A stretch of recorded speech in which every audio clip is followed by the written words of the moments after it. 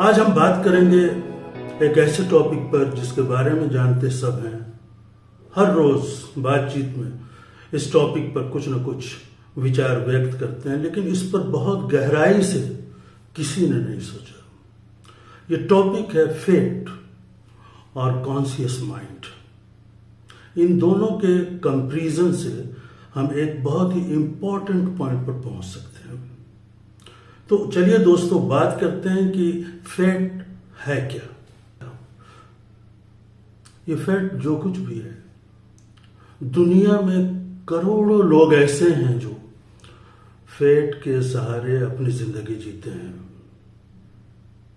एक उदास थकी थकी जिंदगी, कोई सोशलाइजेशन नहीं, कोई नई सोच नहीं, सक्सेस के लिए कोई नया इनोवेटिव विचार नहीं।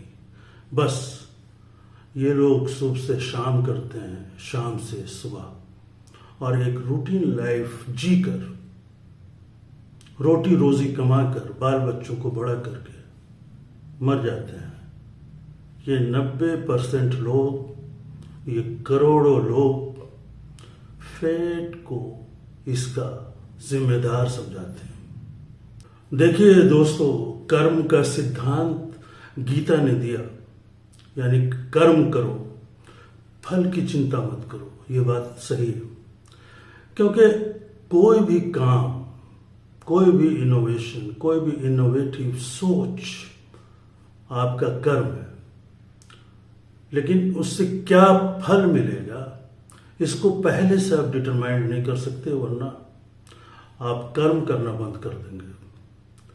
इसीलिए गीता ने कर्म पर, एक्शन पर बहुत ज्यादा ध्यान दिया है, लोगों को आकर्षित करने की कोशिश की है। लेकिन जो लोग फेट पर बहुत ज्यादा भरोसा करते हैं, वो हैं क्या? फेट है inaction, escape, lake of courage, unconscious life style. कुछ भी एनालाइज नहीं करना, कोई लॉजिक का एप्लीकेशन नहीं करना, और हर समय दिमाग को एक वांडरर की तरह इधर से उधर भटकाते रहना। जो चीज मिल जाए उसको पकड़ लेना, दूसरी चीज मिल जाए उसको छोड़ देना। कंसिस्टेंसी भी नहीं। तो ये lake of consistency, style of wanderer, एक तरह के आदमी को उसके अंदर एक पेस्टोरल माइंड देता है। ये पेस्टोरल माइंड क्या है? जब हम प्राचीन काल में जंगल में रहते थे, तो अपने हर्ड्स को लेकर सिर्फ खाने की तलाश में इधर से उधर भटकते रहते थे। ये वो पेस्टोरल माइंड है जो हमें एक ट्राइबल लाइफ की तरफ ले जाता है, और उससे बाहर सोचने के लिए कुछ भी नहीं छोड़ता। दुनिया में करोड़ों असफल लोग अपनी असफलता का दोष तकदीर को, फेट को देते हैं। वो रोते हैं कि उनकी तकदीर खराब है, ये प्री डिटरमाइंड है। और ये बात सच है कि फेट एक ऐसी फिलॉसफी है जो आपके डेस्टिनेशन को, आपके फ्यूचर को प्री डिटरमाइंड कर देता है। वो बताता है कि आपके फेट में ये लिखा ही नहीं है कि आप सक्सेसफुल हो। तो जैसे ही आपको ये बात मालूम होती है कि आप जो कुछ भी करेंगे वो किसी भी सक्सेस की तरफ आपको नहीं ले जाएगा, आप फेट के गुलाम हो जाते हैं। और फेट, जो कि शायद कुछ भी नहीं है, या एक ऐसी चीज है जिस पर आपका कंट्रोल नहीं होता। यानी सड़क हादसे में कोई मर जाए, तो जो मर गया उसके हाथ में शायद वो कंट्रोल नहीं था जिससे वो एक्सीडेंट को रोक सके। या फिर रहा भी होगा, उसने गलत टर्न लिया होगा, स्पीड लिमिट को जो है उसने मेंटेन नहीं किया होगा, उसने ट्रैफिक रूल को फॉलो नहीं किया होगा, उसकी कार खराब होगी जिसे चलने से पहले उसने देखा नहीं होगा। तो फेट तो एक ये है कि आपका अचानक एक्सीडेंट हो गया, लोग कहेंगे कि भाई बहुत ही बेवक्त मर गया, ये मरने की कोई उम्र नहीं थी। ये एक पॉइंट है। दूसरा पॉइंट उससे बहुत ज्यादा इंटेल्ड है। वो क्या है? वो है कॉन्शियस माइंड का एक्शन में रहना। कैसे? वो ये कि जब आप घर से निकले तो गाड़ी आपकी सही है कि नहीं, आपके चक्के हवा से भरे हुए हैं कि नहीं, पुराने तो नहीं हैं लॉन्ग जर्नी के लिए, और आपने गाड़ी में तेल डाला है कि नहीं प्रॉपर, मैकेनिकली आपकी गाड़ी सही है कि नहीं, इलेक्ट्रिकली आपकी गाड़ी से, ये सब चीज़ें आपने किसी बेस्ट मैकेनिक को दिखाया और उसके बाद ट्रेवल किया। अगर ऐसा आपने किया तो एक्सीडेंट के चांसेस 50% लेस हो गए। सेकंड थिंग इज दैट जब आप ऑन रोड हैं तो आपने देखा कि गाड़ियां किस तरह से चल रही हैं, हाईवे पर चलने के लिए स्पीड लिमिट क्या है, आपको किस ट्रैक पर चलना चाहिए, और चलते हुए कॉन्शियसली आपको किन बातों का, किन ट्रैफिक रूल्स का ख्याल रखना चाहिए। ये सब कॉन्शियस माइंडफुलनेस की बातें हैं। अगर आप इसको छोड़ देते हैं तो एक्सीडेंट 90% चांसेस हैं कि हो जाएंगे, और अगर आप इनका ख्याल रखते हैं तो 90% चांसेस है कि एक्सीडेंट नहीं होगा। 10% what is it that you can not control all the time, all the place. 100% you cannot make sure anything. So, first you have to assure that 90% is under your control. देखिए दोस्तों, fate के बारे में कहा गया है अंग्रेजी में कि fate and destiny are both words dealing with a predetermined or destined future. That is why they are so easy to mix up.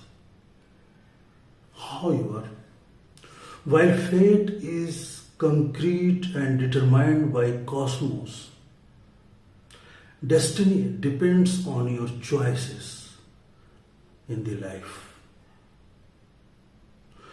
अब ये डिफिनेशन फेट के बारे में ये कहता है कि डेस्टिनी जो है उसको फेट डिटरमाइन नहीं करता, फेट को कॉस्मोस, अननोन फोर्सेस डिटरमाइन करते हैं। और ये फेट क्या है, इसको कोई भी ज्योतिष, कोई भी आचार्य, कोई भी पामिस्ट, कोई भी फ्यूचर रिविलेशन करने वाला आपको नहीं बता सकता। फेट जो है, अगर कोई फोर्स है तो वो उन अननोन सर्कमस्टांसेस, कॉस्मोलॉजिकल पावर्स के हाथ में है जिस पर आपका कोई कंट्रोल नहीं। लेकिन अपनी डेस्टिनी को फेट से अलग ले जाकर आप कंट्रोल कर सकते हैं। अगर कोई पेंडेमिक या एपिडेमिक फैलता है जैसे कि कोरोना, तो आपके हाथ में कुछ चीजें हैं जिससे आप इस पेंडेमिक से, कोरोना से बच सकें। वो क्या है? जैसे मास्क का सही इस्तेमाल, हाथ धोना, डिसइंफेक्टेंट का इस्तेमाल, हाइजेनिक कंडीशन को ठीक रखना, अजनबी लोगों से हाथ नहीं मिलाना, ये सब बहुत सारे प्रिकॉशंस हैं जिसको आपको लेकर के बचना है। क्योंकि कोरोना का जो वायरस है वो हवा में आपके सांस के जरिए तो आता नहीं, ये ट्रांसफर होता है ब्लड से, किसी की छींक से, किसी के हाथ में वो वायरस है उससे। तो जब आप कॉन्शियस माइंड के साथ इन चीजों पर विचार करते हैं तो वो तमाम पॉइंट्स को एलिमिनेट करते चले जाते हैं, जिसकी वजह से आपको बहुत बड़ा नुकसान हो सकता है और एक फर्टिलिटी क्रिएट हो सकती है, आप मर सकते हैं। ये सब आपके हाथ में है और आप अपने डेस्टिनी को एक वैल्यू दे सकते हैं। आप उस मौत को अवॉइड कर सकते हैं जो बहुत आसानी से आ सकती है। लेकिन ये तो कोई भी आदमी नहीं कर सकता कि अगर मौत एक रियलिटी है लाइफ की, तो मौत ही को अवॉइड कर दें। आप लाइफ को प्रोलॉन्ग कर सकते हैं। तो दोस्तों, बात तो हो गई डेस्टिनी की और फेट की, कि दोनों का फर्क क्या है। अगर फेट कुछ कॉस्मोलॉजिकल पावर, कुछ आध्यात्मिक पावर कंट्रोल करते हैं, और अगर वो है तो वो इसमें बाधक नहीं डालता, इसमें बाधा नहीं डालता कि आप जो कर्मा करें उसका रिजल्ट उसके ठीक उसके उलट हो। यानी आप सुबह उठे और ताजी हवा बाहर सांस भरते हुए लें, तो उसका जो पॉजिटिव इम्पैक्ट है वो कभी भी नेगेटिव नहीं हो सकता। लेकिन अगर आप सुबह उठें और एक पॉल्यूटेड इन्वायरमेंट में सांस लें, तो उसका जो नेगेटिव इम्पैक्ट है उसको भी अवॉइड नहीं कर सकते। तो प्रोस एंड कॉन्स हैं। यहां पर फेट आपके किसी भी कर्म का, आपके कर्मा का ऐसा रिजल्ट नहीं दे सकता जो अनएक्सपेक्टेड है। फेट जिसका खराब होता है, मतलब लाइफ में वो लोग जो बहुत सक्सेसफुल हैं, उनके लाइफ को अगर आप बिट बाय बिट एनालाइज करके देखें, तो उन्होंने एक डेस्टिनी को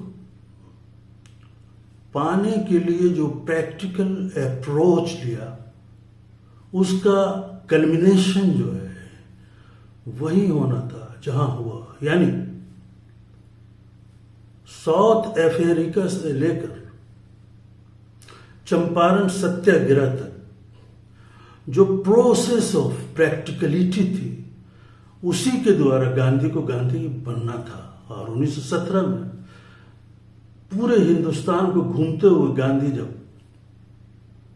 अंग्रेजों के अगेंस्ट में नील फार्मिंग के खिलाफ किसानों के सपोर्ट पे एक बड़ा जन आंदोलन करते हैं, तो फिर वो गांधी बन जाते हैं। वो बैरिस्टर गांधी नहीं होते, और बाद में वो महात्मा बन जाते हैं। उनका हर step pre calculated, conscious mind के साथ लिया गया प्रैक्टिकल अप्रोच था। इसलिए गांधी गांधी बने, नेल्सन मंडेला बने। सक्सेसफुल बिजनेसमैन की तरफ देखें, मतलब वॉरेन बफेट की तरफ देखें,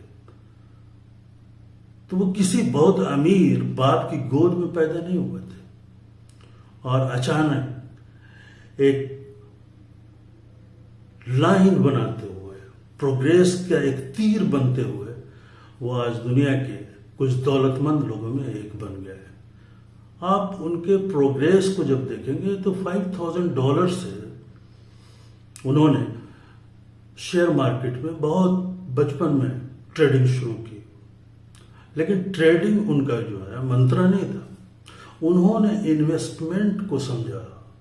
अपने दोस्त बेंजामिन ग्रैहम के साथ बात की, जिन्होंने इंटेलिजेंट इन्वेस्टर जैसी किताब लिखी, और फिर वो सब फार्मूले को इम्प्लीमेंट किए। यानी प्रैक्टिकल स्टेप बाय स्टेप लेते चले गए।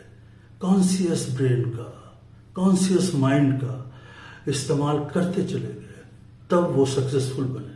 अनकॉन्शियसली आप कुछ भी करेंगे, अपने नाखून को दांत से, उंगली से कुतरेंगे और आपका दिमाग कहीं और होगा, तो ये तो सही तरीका नहीं हो सकता है कि आपकी उंगली आपके दांत से कट जाए, कि आप अनकॉन्शियसली एक हैबिट, बैड हैबिट के तौर पर ये काम कर रहे हैं।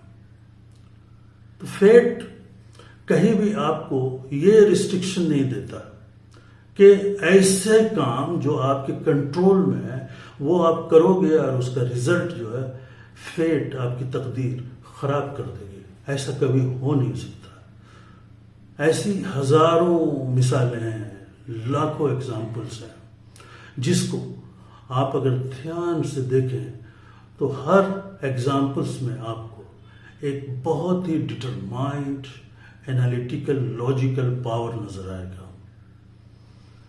चाहे हमारे नारायण मूर्ति हो, चाहे पॉलिटिकल पर्सनैलिटीज हो, एक छोटा व्यापारी हो, या स्टार्टअप्स हो बहुत सारे, एक छोटे छोटे स्टार्टअप्स जो आज एक जेंट बन गया, जैसे फ्लिपकार्ट एक जायंट कंपनी बन गया, लेकिन उसकी शुरुआत सिर्फ 2 लाख से हुई थी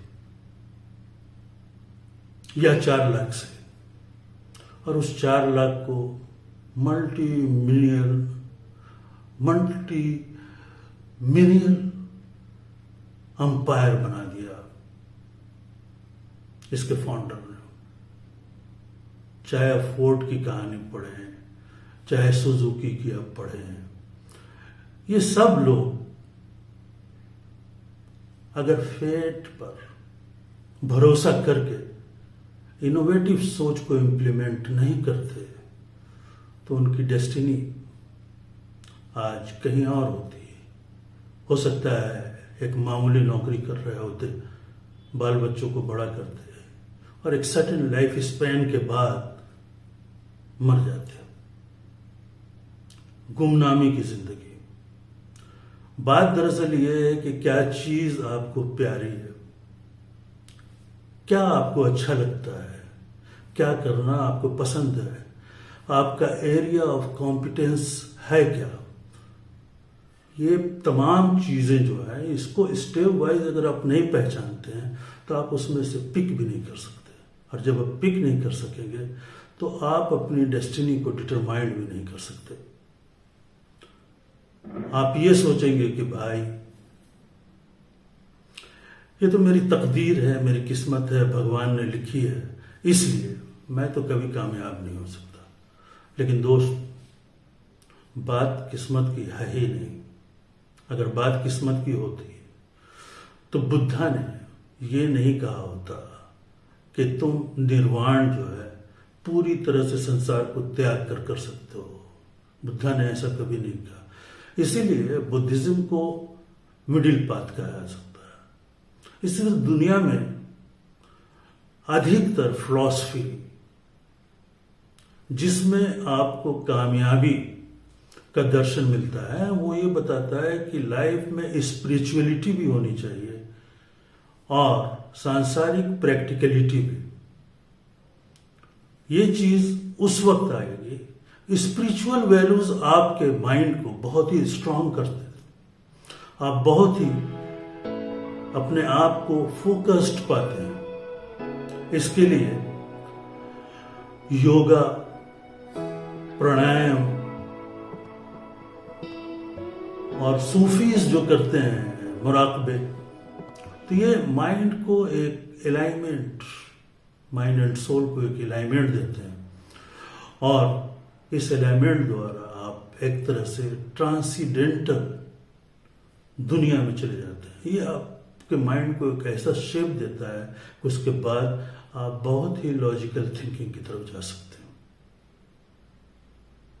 दूसरा जो पॉइंट है कि स्पिरिचुअलिटी आपको सांसारिक कामों में, दुनियावी कामों में, दुनिया में तरक्की करने से कहीं रोकता नहीं। स्पिरिचुअलिटी ये नहीं बताती कि आपकी तकदीर ऐसी है इसलिए आप भिखमंगा मरोगे, आप गरीब मरोगे, आपको तरक्की नहीं मिलेगी। स्पिरिचुअलिटी अगर सही तरीके से उसको आप फॉलो करते हैं तो वो आपको स्ट्रांग करती है, आपके माइंड को कंसंट्रेशन लेवल पर उस स्टेज तक ले जाती है जहां पर आप बहुत ही logical thinking, mathematical analysis, scientific approach की तरफ जा सकते हैं। लेकिन अगर आपने कॉन्शियसली अपने माइंड को कंट्रोल नहीं किया तो फिर माइंड एक घुमक्कड़ की तरह इधर से उधर, उधर से इधर भटकता रहता है। आप किसी एक पॉइंट पर कंसंट्रेट कर ही नहीं पाते। और ऐसे लोग दुनिया में 100 में 90 लोग हैं। मैं बार बार कहता हूं कि दुनिया में कामयाब लोगों का, सक्सेसफुल लोगों का क्लब सिर्फ 10% है, और ये 10% लोग कुछ धोखाधड़ी, फालतू के कामों, क्रिमिनल तरीके से इस 10% क्लब में नहीं आए।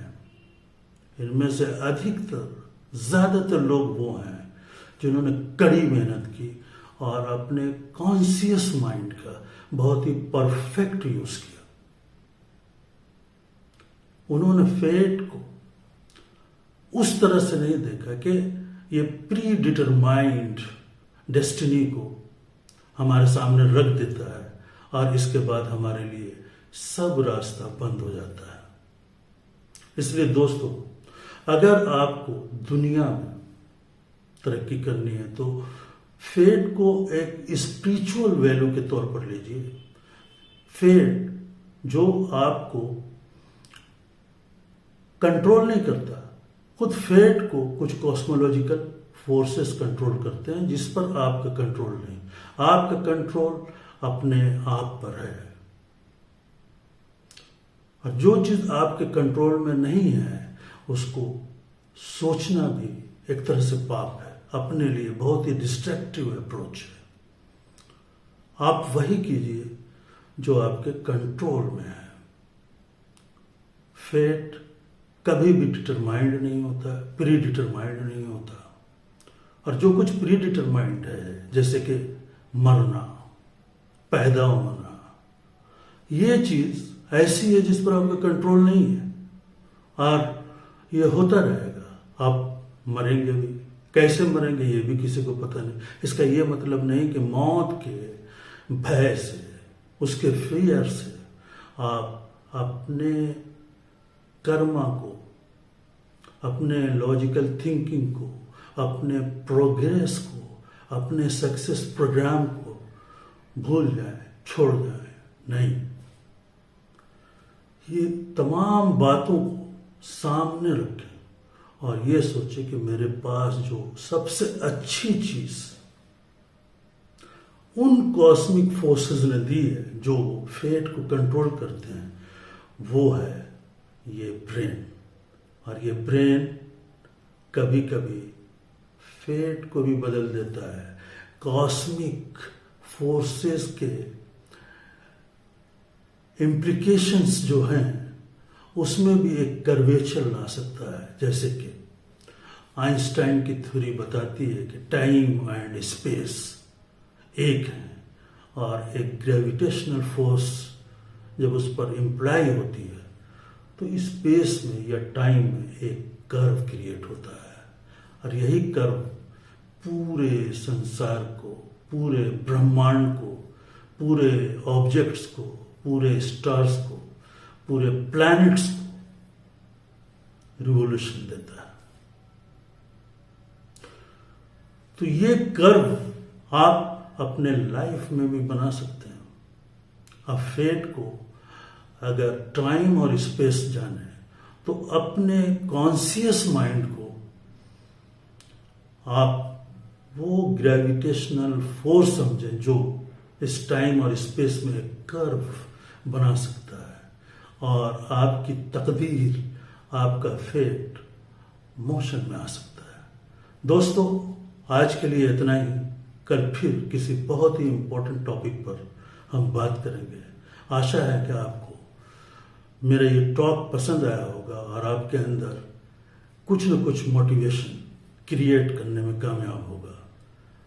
अगर ऐसा है तो आप मेरे चैनल को सब्सक्राइब करें और आइकॉन को भी दबा दें, बेल आइकॉन को, जिससे आपको मेरे नए वीडियो की नोटिफिकेशन मिलती रहे और आप इससे फायदा उठाते रहें।